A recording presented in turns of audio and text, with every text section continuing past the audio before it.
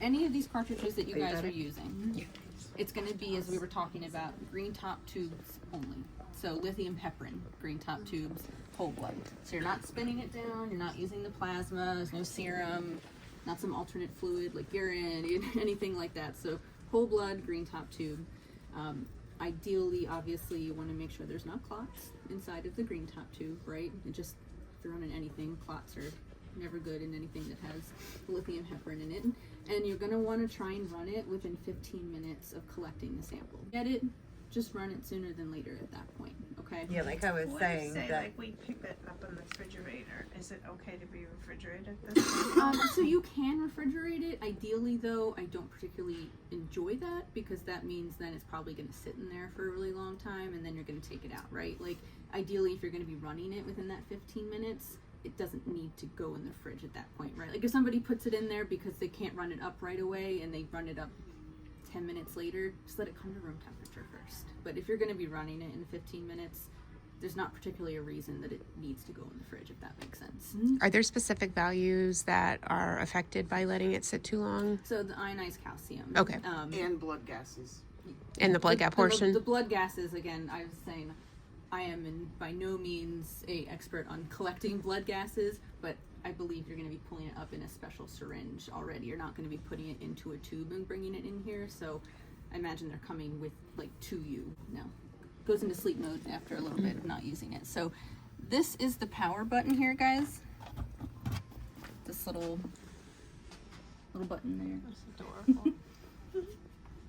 And so it can come off of this base station.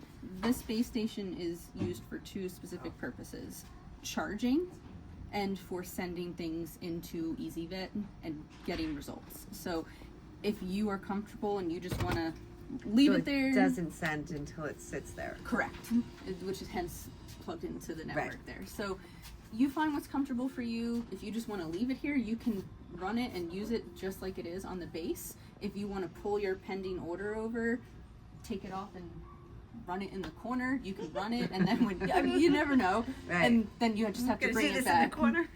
For it to actually send back in and over the network, you just have to put it back on the base station. So ultimately up to you guys what you want to do. So that's a little power.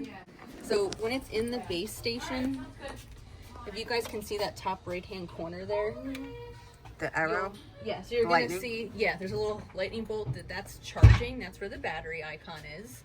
And to the left of that, there's, for all intents and purposes, 3 boxes, 3 squares. That means it's connected to the internet appropriately. Oh, I see the lightning bolt is up there. Up in the upper, Yes. upper right-hand That's corner? the charging. That's charging, okay. And so This is I the point right. that out because if you took it off and you ran over real quick and just kind of threw it back on there and didn't get good contact, it will not have a charging. Okay. Which is fine. It has battery. You can use that, but you'll notice a big X through those boxes. That means it doesn't have the internet access. But when you put it back in there, it'll pop back on. Just give it like 5 seconds. So I'm gonna order a fake test inside of our Fuse device for right now, so we can just send an order over and I can show you guys how to actually run a cartridge. Okay. What cartridge do you have? I have Chem 8. All right, so for right now, we're gonna pretend that you guys have ordered a test inside of EasyVet, okay? It's gonna shoot over, go through that Fuse device, which you do not need to look. You don't need to know anything about that, just know that's where it goes first. And then it's gonna come over here to these devices. On this home page, you guys can see a button there that says pending orders. That's what you're gonna utilize to pull up a work list, okay? Now? Yeah, go ahead.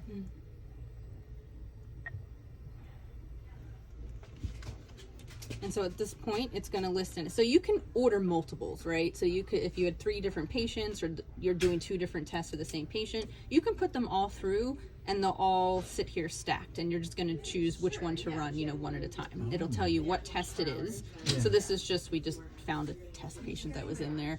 Rover test, iStat Chem 8. That's the one that's on here, okay? So you're going to choose what you would like to run and then you'll hit confirm. So this part, it's going to ask you to scan the little pouch to which... Yes? Yep. So this I find easier to take off at this point, honestly. You can try and do it on there, but just take it off. the barcode on here is what you want to scan, okay? The scanner is this big button in the middle here. Okay. And it's pretty quick, but you get an actual camera so you can see where you're scanning, but you're just gonna hold it and it will pop up. If you have an expired one, it will say, tell you, hey, it'll flag you're you. expired, you can't use this, right? But this is why this one's okay. So I'm just gonna put it back in there. This part is nice because it's going to cycle through instructions and pictures on what you're supposed to do next with the cartridge. And it will just keep cycling through until you're ready. If you want it to pause it on one of those, you're like, wait, I just want to see this. You can hit that little pause button.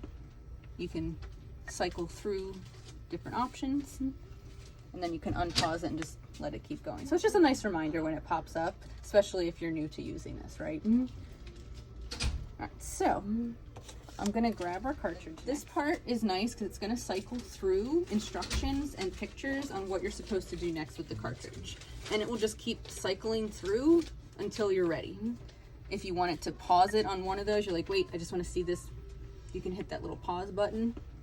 You can cycle through different options. And then you can unpause it and just let it keep going. So it's just a nice reminder when it pops up, especially if you're new to using this, right?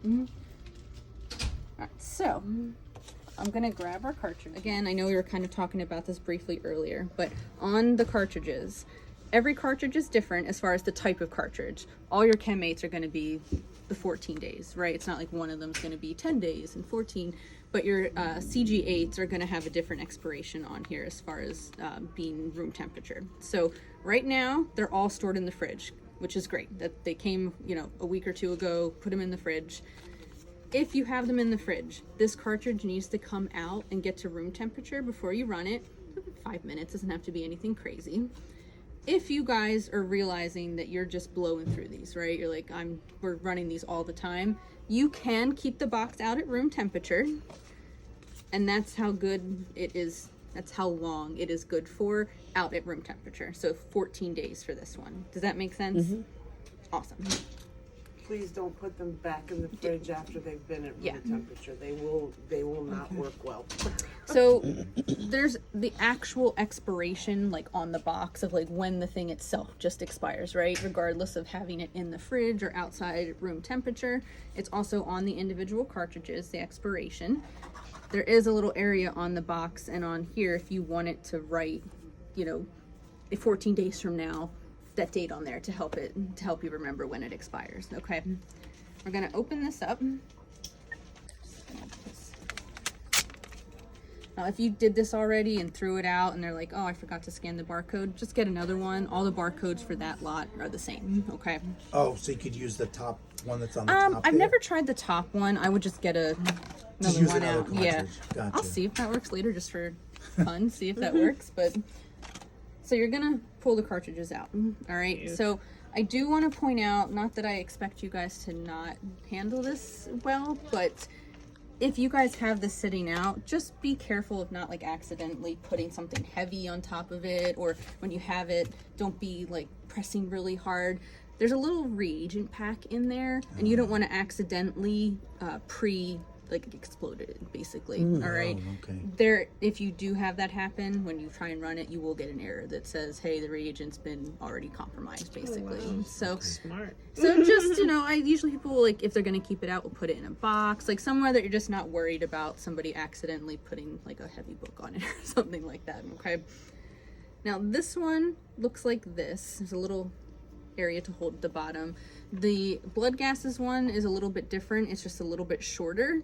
How you fill them is all the same, but just so that you're not like, why does this look completely different? They look a little bit different from each other. The other one's kind of a clear one. This is a nice blue one. Okay. So